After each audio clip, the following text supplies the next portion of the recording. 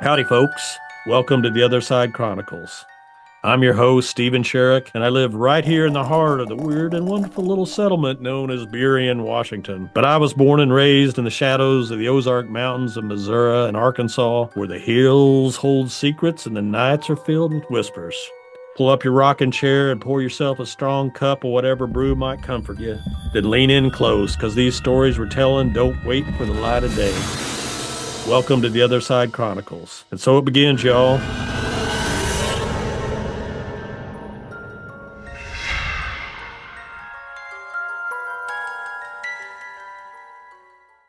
Hey, everybody. Welcome back to the Other Side Chronicles. It's Stephen here. Welcome to all my kinfolk and folks here in the neighborhood.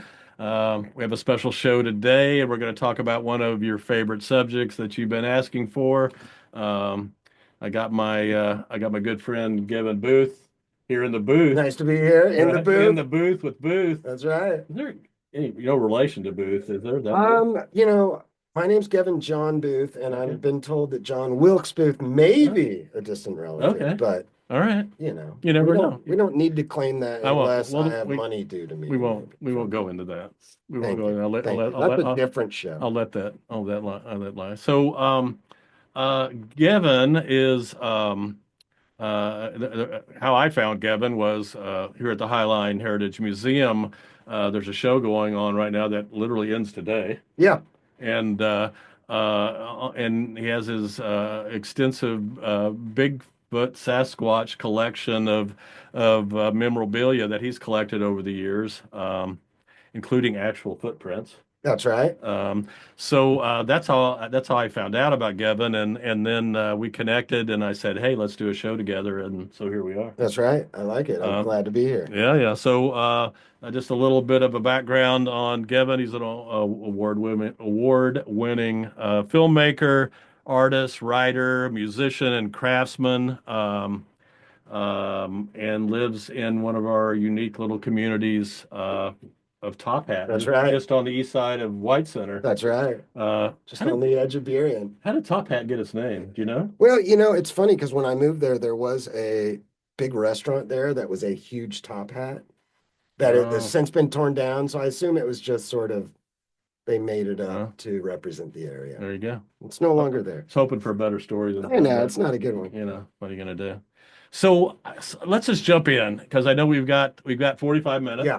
We could talk for days. Yeah. Let's tell me how you got hooked into this. Tell me this story. Well, I grew up in a small town in Iowa, and there was a movie theater there, but if we wanted to see like new releases and everything, we'd go to Des Moines or Kansas City. So when I was probably, I don't know, maybe 9 years old, maybe 10, I guess I was 8 because it was. Anyway, I don't want to give away my age, but anyway. I think you just did. I think I just did. I went to the theater, and there was a show called The Mysterious Monsters. And I remember going into it not really knowing what to expect. It just happened to be the thing that was showing at that theater. And that was the first time that I saw the famous Patterson-Gimlin footage from October 20th, 1967. And it's basically, if you're not familiar, it's the most famous video footage of a purported Sasquatch Bigfoot taken down in Bluff Creek, California, by two gentlemen named Roger Patterson, who actually did the filming, and his partner Bob Gimlin. They were from Yakima, Washington. Okay. And what part of California are we talking about? This is kind of northwestern Washington. Or California. Or I'm sorry, Yeah, California, yeah. Probably about an hour east of Eureka, about east and south. Okay. So there is, and I've been there multiple times, there is thick woods there. You're off. There are some side roads and everything, but it is really desolate. And when I was, desolate's the wrong word. It's just, it's thick brush, and you just feel like, oh yeah, something could be living here.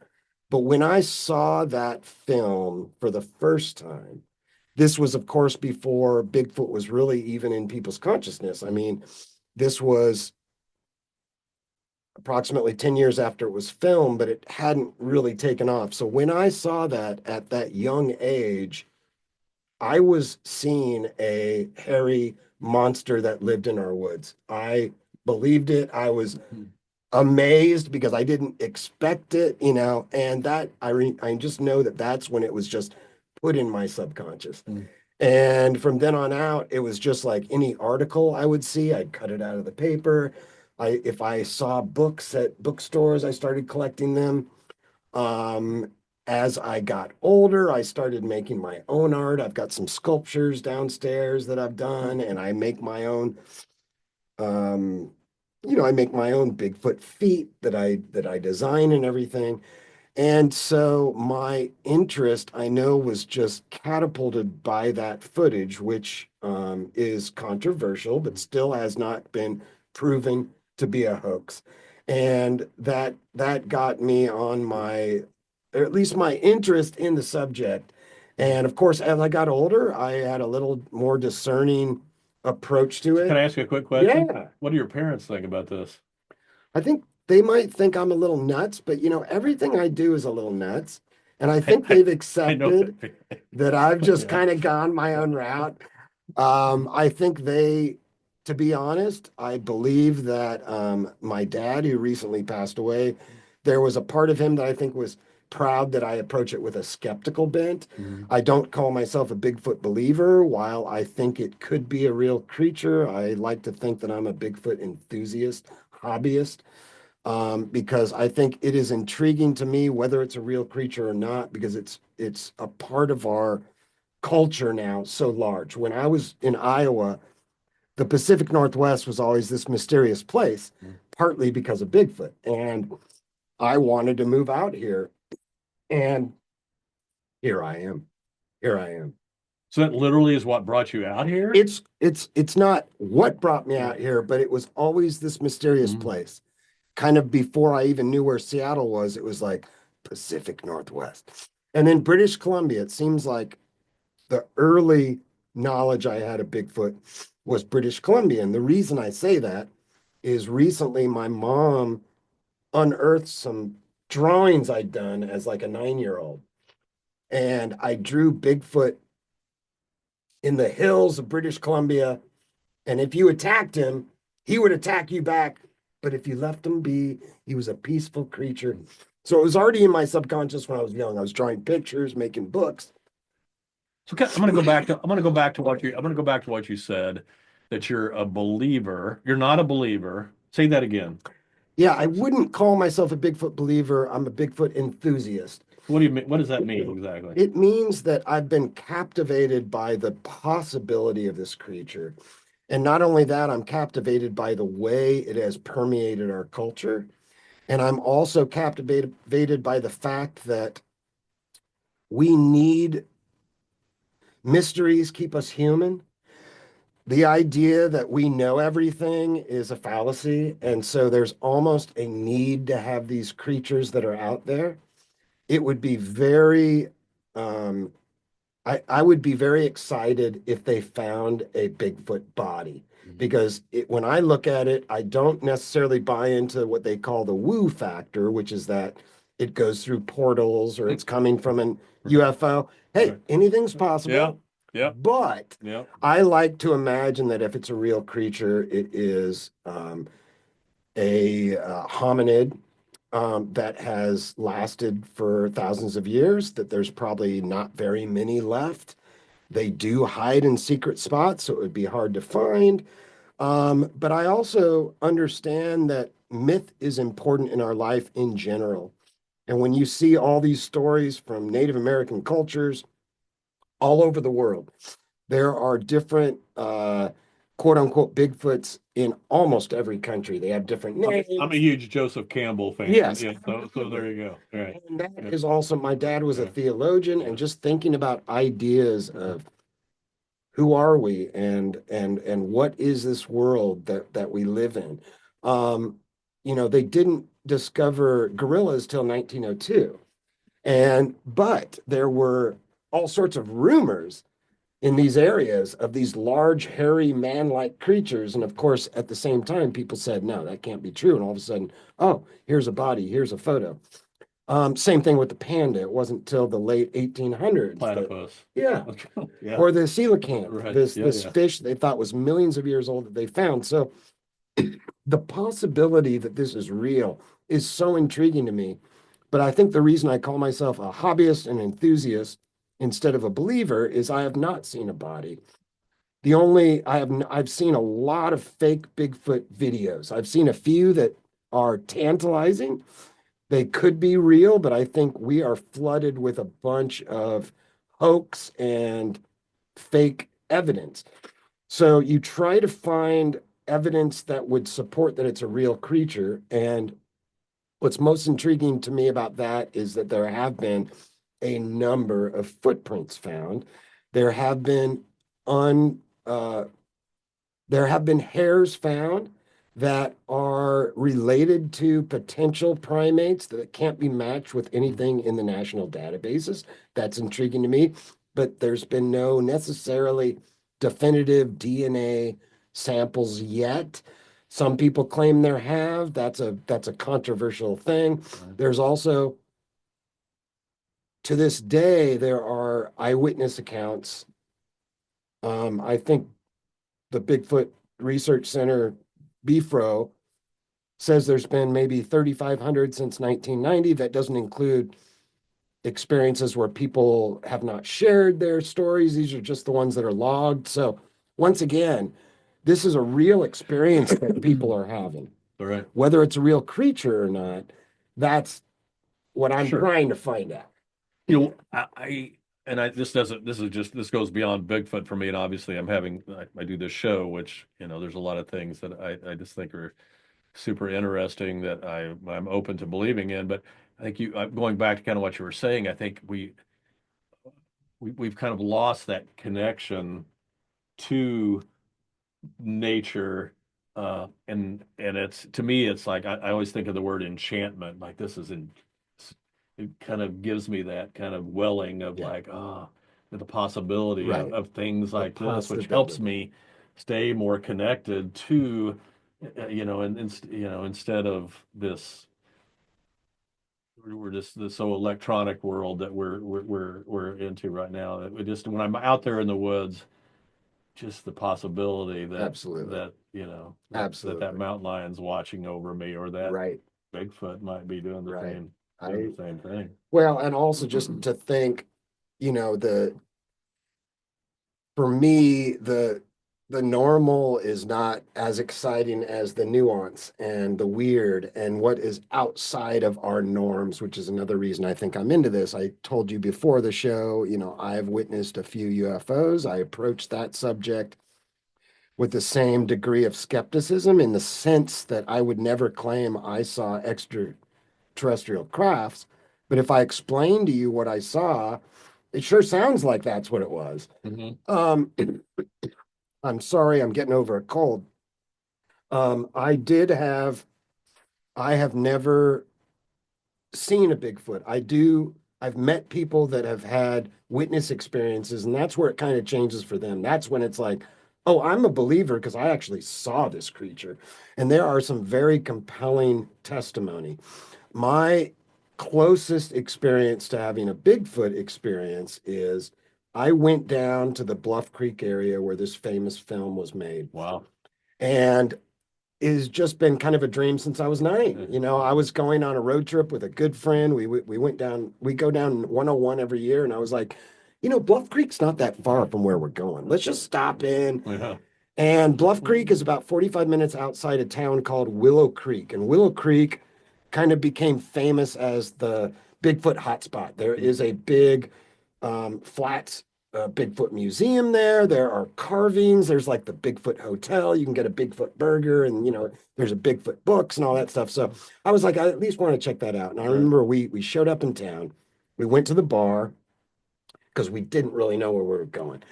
And we asked the bartender, do you know how to get to Bluff Creek? And it was like a television show. Three guys sitting at the bar turned around. They had these big beards like mine. And the first guy said, "You looking for Bigfoot?" And we were just like, "Okay, we're on the right." And so they gave us directions. They were like, "You can't actually get to the site unless you hike down, Yeah. but here's a way you can get close to it." So we started driving and we pulled off. You're on a reservation. Um, Gosh, I can't remember the tribe, but there is a reservation that you're on where this took place. And so we even stopped to get gas, and my friend told the person behind the counter that, "Oh, we're looking for Bigfoot." And I was kind of embarrassed because I was like, "Oh, we don't need to tell people that." And she was like, "Oh, she's out there. I don't know if she'll come out today." So it's just, it's a part of the culture there. So we pulled to this spot. There was a gate closed. There were absolutely no people or other cars there. And we just hiked up this mountain, and it was like an old dirt road. And like I said, it was blocked off. So there was no traffic or anything. We were climbing up there. Below us was the side of a mountain with just thick trees. Same thing above us. There was just thick trees.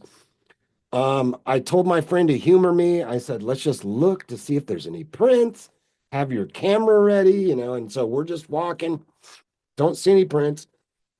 And at some point, though, I heard some like rocks. There was like a siding of like clay, and these rocks fell down. And I was just like, and I turned to my friend, I looked up, didn't see anything. I got my camera ready just in case. And all of a sudden, in the woods below us, and we both heard this. In fact, when we got home, I told my friend Dan, I said, "You write down your experience, I'll write mine, and then we'll compare notes." Right.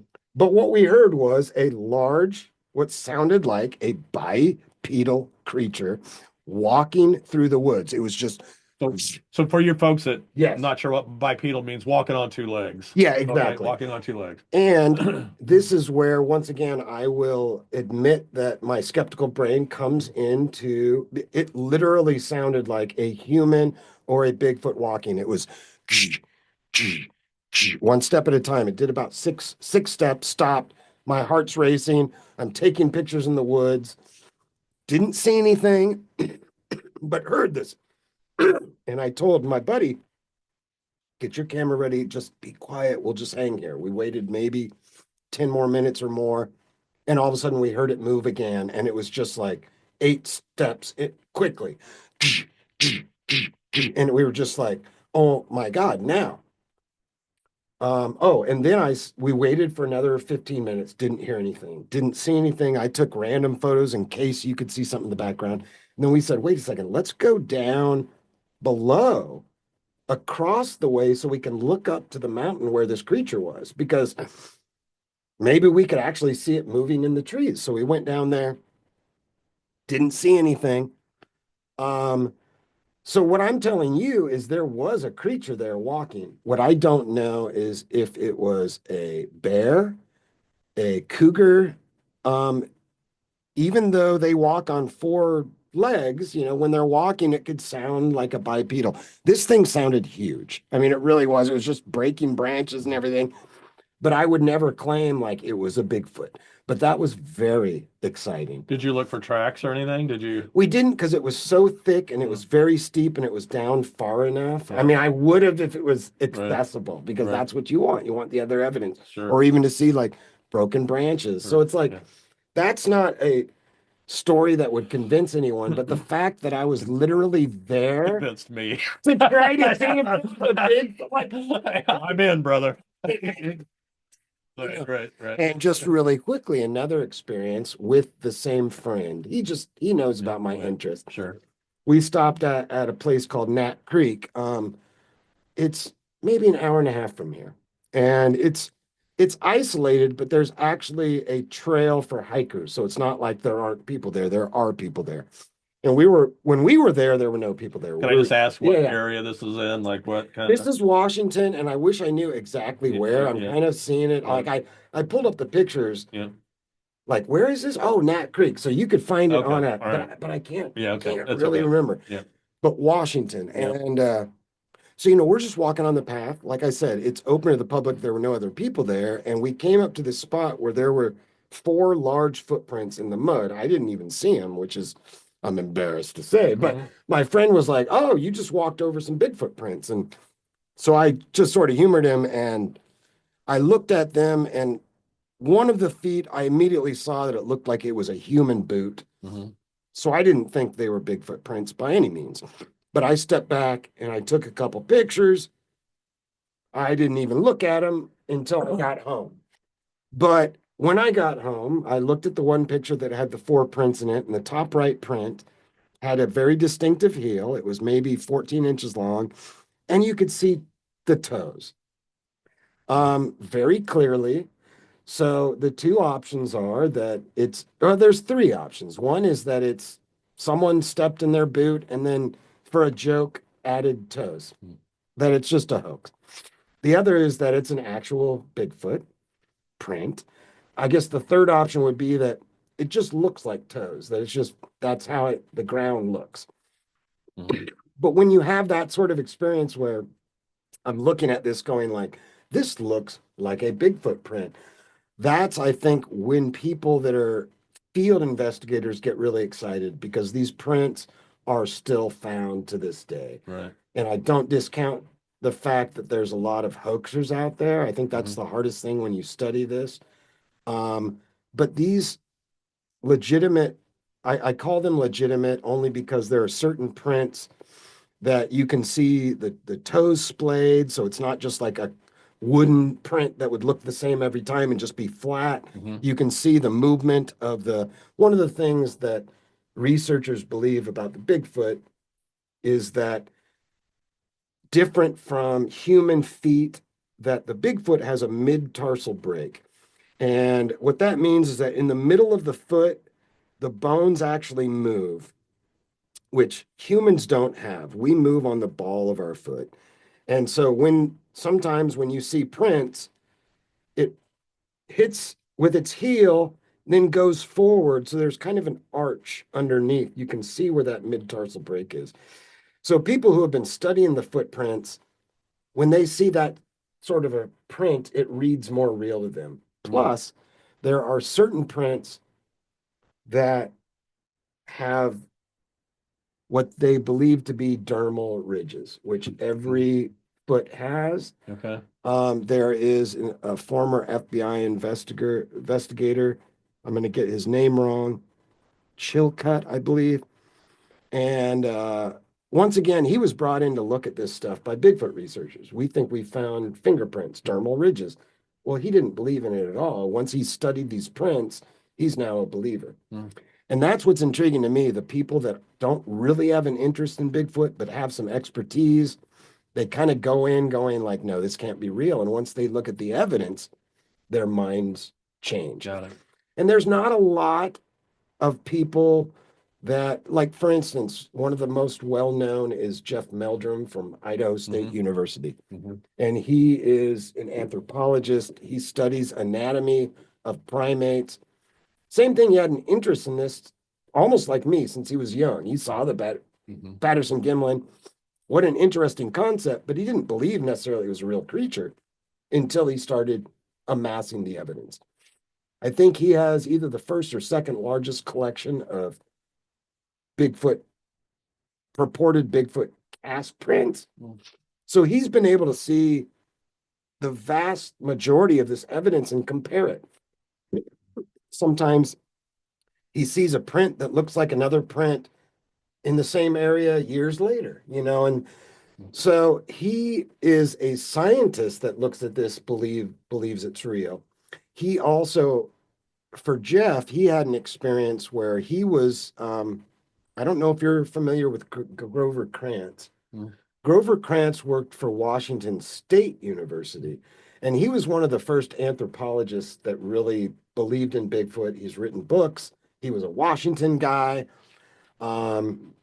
I think he did not get tenure because he, he was saying something that especially, this was back in the 70s. He's deceased now, but so anyway, Jeff Meldrum was visiting him at Washington State University to talk about his interest in Bigfoots.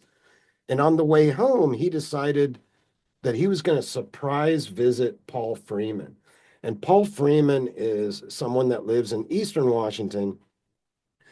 There is famous footage that Paul claims he got of a Bigfoot, and it's pretty popular. It's online. It's called the Freeman footage. And you do see what he claims is a Bigfoot walking from right to left. Um, he has been studying Bigfoot for years. He has a lot of prints. A lot of people thinks he was a hoaxer because he found so many, but in the same regard, the logic could go, well, he found so much evidence because he knew where they were and he was researching for them. Anyway, Jeff Meldrum decided to surprise visit him just to see his cast prints and everything. And when he showed up, Paul Freeman said, oh, I just found some prints yesterday. Do you want to go see him? Once again, Jeff didn't plan to see him. This was a surprise visit. He took Jeff up there and he saw a series of prints. Some were just half, some you could just see the toes kind of splayed, and that convinced him at that moment. He's like, oh, this might be a real thing. And that kind of got him started. Now, I'm a skeptic, I told you. So it's interesting. It seems like every book I read, I've read a lot of the Bigfoot books. It seems like every book I read, I get one new piece of information. And I read, I can't even remember the book, but it was recent. And they said, well, maybe Grover Krantz called Paul and said, Jeff's going to come visit. And then he went out and faked prints. So, even that story from Jeff might not mean that they're real, but just when someone who is an expert in how primate or hominid feet would look, the difference with human, and they've literally studied these and said, I think this is a real creature. I just listen to that a little more. Sure. Than a random. So one of the things I'll just throw at you and get your opinion on that I've heard against it is that from back when this original film that drew you in which exploded the kind of the Bigfoot phenomenon, we haven't got a lot of new evidence other than a couple films, lots of footprints, but nothing, no bones, not any. I know there's a little bit of stuff on a few hairs that's controversial too, like no DNA evidence that is just like, but at the same time, we have this amazing influx of new technology, right? True. All the drones, the this, the that, the infrared, the satellite, all this stuff. But with all of that, you would think, that so. No, I this is why I call myself a Bigfoot enthusiast, not a believer, because the argument of whether it's a real creature would end today if they brought out a body or bones or even a jaw or anything like that. And we don't have that. However, if this is a real creature, what's unique about it is that it hides from us. It's a smart creature that finds the places they wouldn't necessarily have their home by a freeway or a main road because they don't want to be found, and the other argument could be that they are such a dwindling, if there still exist. I mean, one theory would be that they existed back when that film was taken, but there aren't any left, and we just have the myth that we're relying on. The other That is they've gone extinct. that's a theory that I sometimes think, well, that's possible. I think there's a lot of misidentification. I think, you see a dark, tall shadow in the woods, you can ascribe it to be Bigfoot. It might be a tree or a bear rubbing its back or whatever. I think that happens a lot too. But once again, when it comes to the fact that we have all this new equipment, we still don't have Bigfoot. There are some theories. For instance, with the infrared cameras, there are theories that Bigfoot can sense the infrared beams. It's like, once again, is this just an explanation on why we don't have it? I feel like you're drawing me into the portal again. Well, that's the problem, is that I have the same issues with all of that, because it's sort of like, okay, now everyone, Like I could see if you had if you witnessed a Bigfoot 20 years ago, you might not have a camera with you. Now everyone with a phone has a camera. Mm-hmm. So there should be more photos, okay? Or the fact that, as you said, drones are now very affordable. Infrared cameras are affordable. Now, granted, the more you spend on an infrared camera, the better information you can get. So some of these cheap ones you might not, but the fact that we don't have a definitive heat image from a drone makes me go, that doesn't seem right. I mean, that's where I come down to is there's so much evidence, and yet at the end of the day, the definitive proof doesn't seem to exist yet. Mm. And I think that's why so many people hold on to the Patterson-Gimlin film because it's never truly been debunked. There have been more than one person who's claimed to be in the suit. There has never been a suit found. They have major contradictions in their stories. Both Patterson and Gimlin have always claimed it was real. Gimlin is still alive. I talked to Gimlin. Wow. He is he seems to be the most down to earth, honest guy you'll ever meet. And I had I had one question, and I'm trying to think how I phrased it. I'd read so much about Patterson-Gimlin, but each time you read about this film, you might get a little different piece of information that makes the story more complete. And so I asked him, I said, is there something from that day that might not be common knowledge that would maybe support that it was real? And what he told me was, he said, well, the uh, the footprints. Here's the other thing with the Patterson-Gimlin, there were footprints from the creature as well that they cast. So you have multiple evidence there. And the between the feet, I think was about 43 inches on the ground, which is where it was actually filmed, which is larger than a normal human gait. Just going to back you from the mic a little bit. Yeah. A little bit. There you go. Get a little hot. That's a lot. There you go. And what Gimlin said is that they tried to chase the creature for a little while because it kept walking. It went up on the side of the mountain. And what Bob Gimlin told me is that he was on horseback too. He was on horseback too. Right. So they got up to a point where it was sort of the top of this ridge, and it was more, I don't know if he said it was gravel, but it was more of like where you could see the scuff marks of the feet. And what he told me is at the top, the gate was more like closer to 60 inches. Like in that film, you just see it walking away, but at the top, it started booking. And I just thought that was an interesting detail that I'd never really read about, that it's like, maybe he's lying, maybe he made it up. But I was like, that's fascinating because they chased it for a while. They saw these scuff marks where it had gone up into a very steep ridge that the horses couldn't go, they couldn't go. So what they decided to do is go back and get plaster casts of the prints. It started raining, so they took bark from the trees and they covered it up so that they could, because I don't think they had enough material to do all that day. They might have gone into Eureka.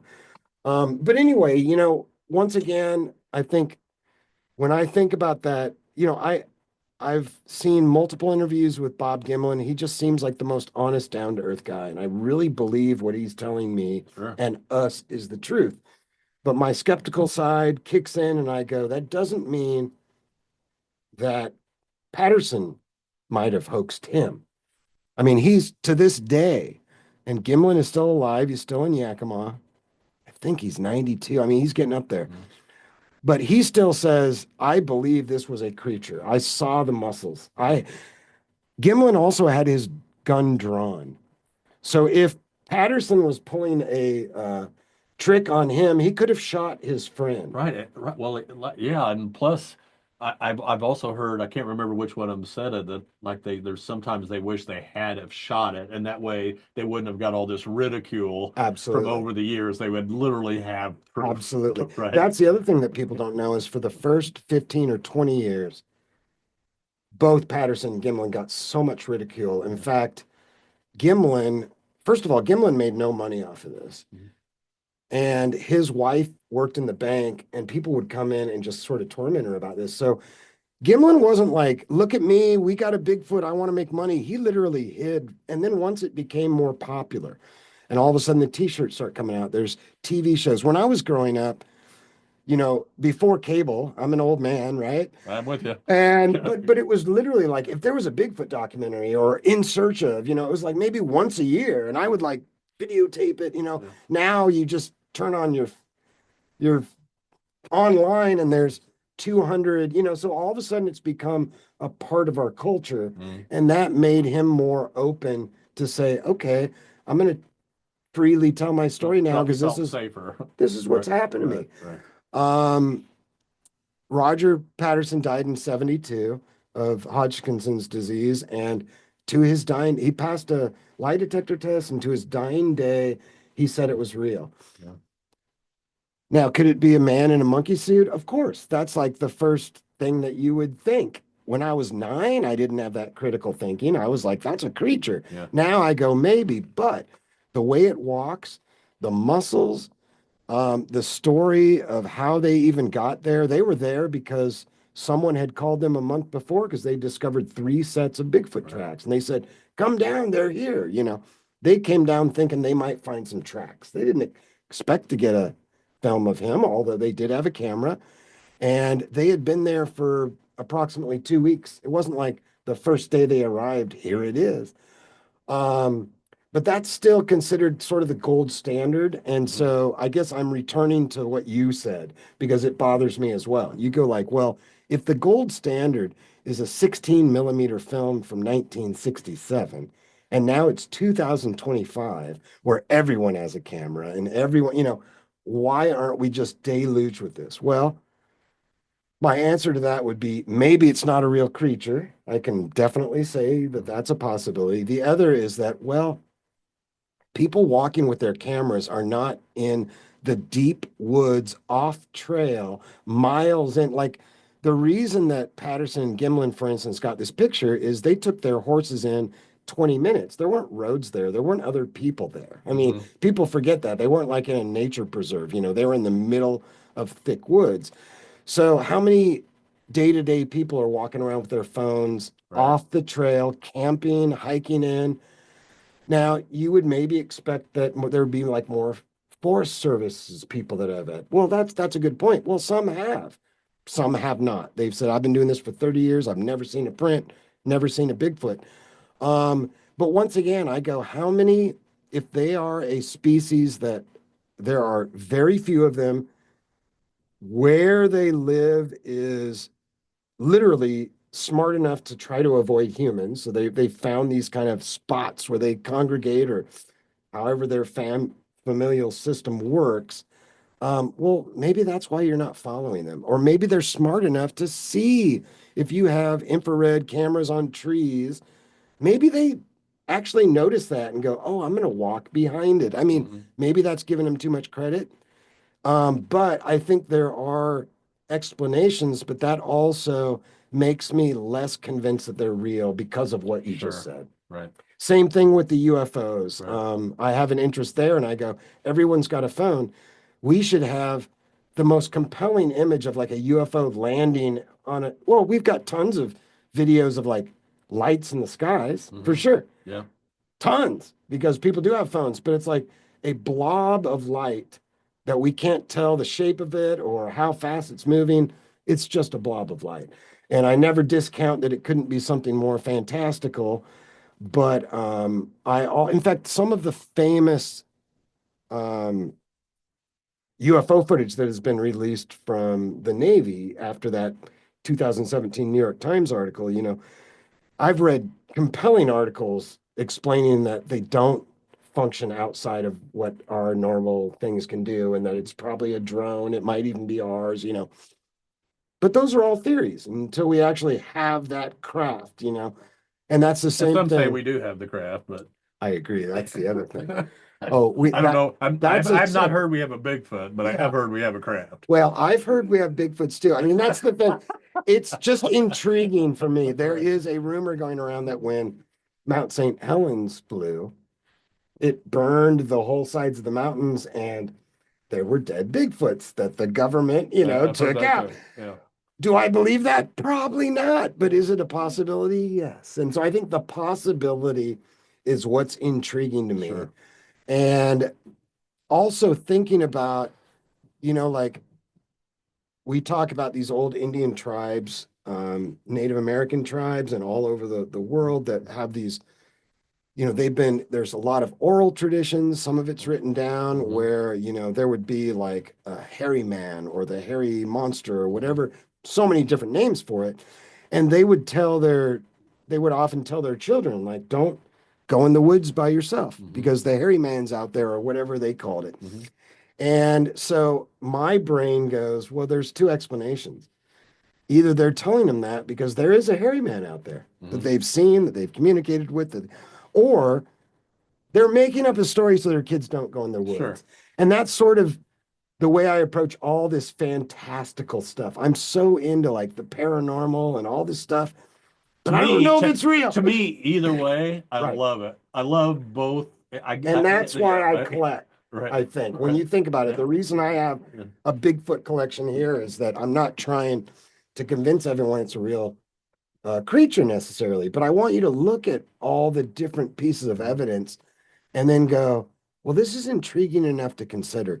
One other thing is in China, not that long ago, they found a jawbone from a creature they've called Gigantopithecus.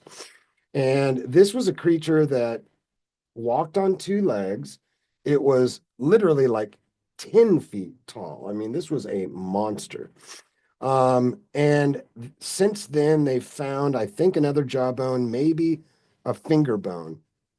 And so, of course, there's a lot of theories that this is a relative of that, or maybe it walked over the Bering Strait. Um, and that's what we're seeing. Mhm. The reason I'm raising that is not only were there large, hairy, bipedal creatures on this planet, that's what that proved, Mhm. but also in all the years, all we've found is like the jawbone. We haven't found a rib cage or the leg bones and everything. So when people say, why haven't we found a Bigfoot body? Well, it's a legitimate question because if Mhm. we had one, the argument's over.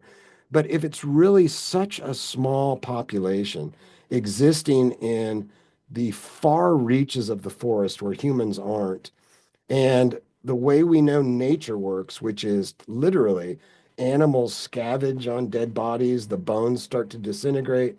Well, it's not a shock to me that we haven't found a body. Yeah. We rarely find bare bones. We do find them, they're out there, but we rarely find that type of evidence. Once again, the second you bring out those bones, it's like, oh, it's a real creature. It doesn't mean that there's a huge population or anything.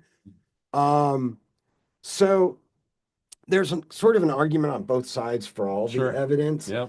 But I think the more I research, the more I'm almost more skeptical because of those Right. reasons.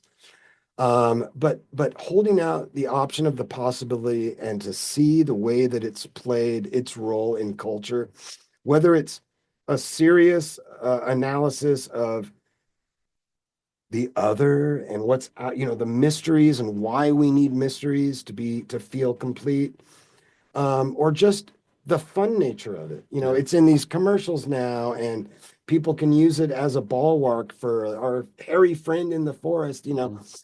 It is intriguing to me, and also just the iconography. I one of the sculptures I have down there is a unicorn with a Bigfoot riding it with an alien on its back. Like you can have fun with it too, Sure. and Yeah. it Yeah. just feeds the Yeah. imagination. When I gave my Sasquatch talk at the Highline Heritage Museum, a young boy came up to me afterwards named Jack, and he was just so excited about this subject. And he had all this knowledge, for such a young kid.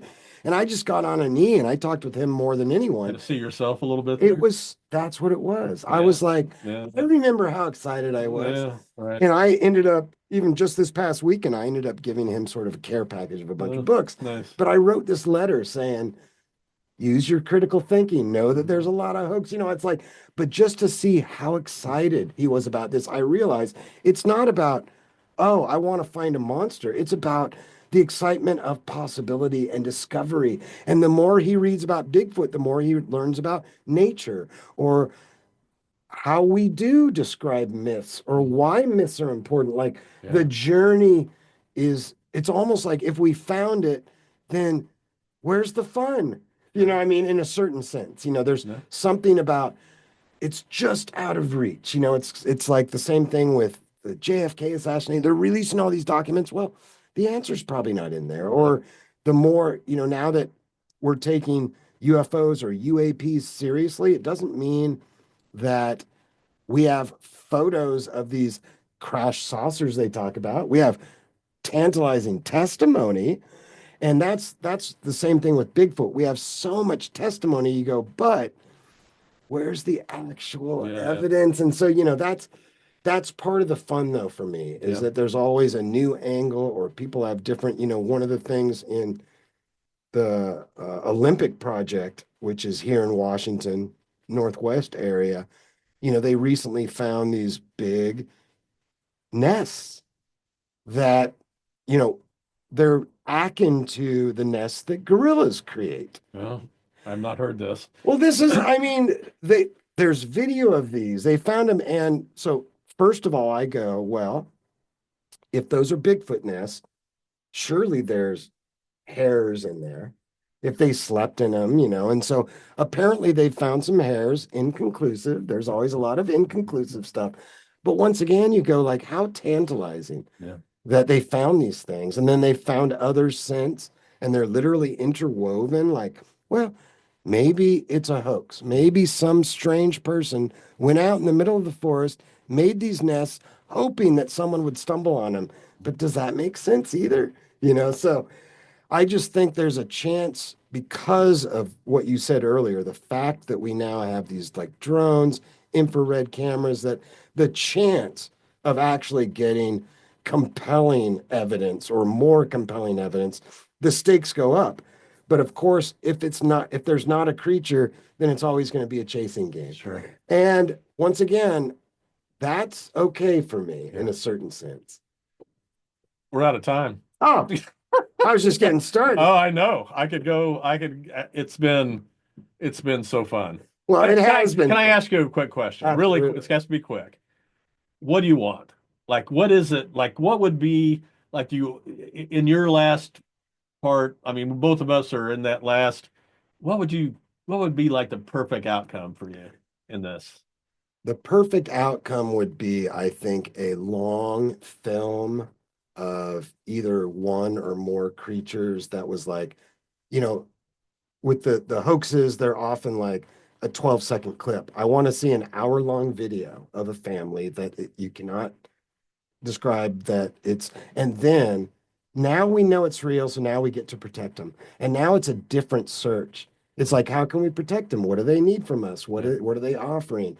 So I just don't want them to end up in a zoo. Either do I. That's why I'm saying you don't capture them. You capture them by a camera. Yeah. And then you say, now science admits, oh, these are real. Yeah. Or we have definitive DNA or bones. Just so we can say, oh, this is a real creature. Now that would excite me because I've been into it for 50 years or 45 years. That would excite me to one day find out this was real. Yeah. Or the other thing would be if they pulled out the costume of Patty from 67 and they said, see, it was a hoax. That would be compelling to me too. Yeah. Because like, I want to know if that's real. Sure. That's why I did the documentary on it. It's very compelling to me. I would never say it's a hoax, but that's the most logical explanation. Yeah. So yeah, those are the two things that I would hope for. Yeah. Thanks, Gevin Booth. Thank you so much. It was fun. so much fun. That was fun. Thanks everybody for joining the Other Side Thank you. Chronicles. Thank you, Gevin. We'll see you all next time.